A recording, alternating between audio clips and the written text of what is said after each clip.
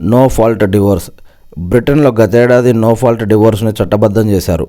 విడాకుల కోసం ఏదో ఒక కారణం చూపించాల్సిన అవసరం, భాగస్వామి మీద నిందారోపణలు బ్లేమ్ గేమ్ చేయాల్సిన అవసరం లేదు. భార్యాభర్తలు ఇద్దరూ విడిపోవాలనుకుంటే తేలిగ్గా విడిపోవచ్చు.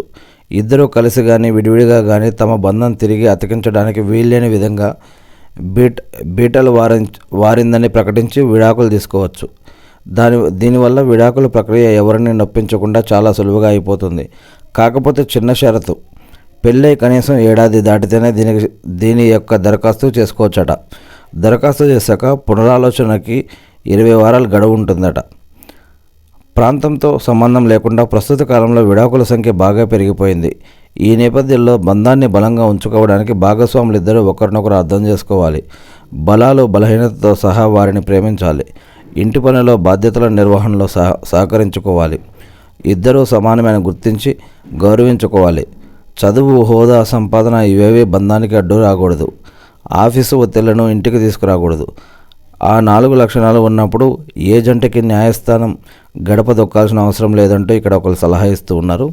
ఇదంతా కూడా మనం వేటూరు న్యూస్ నుంచి తీసుకున్నది.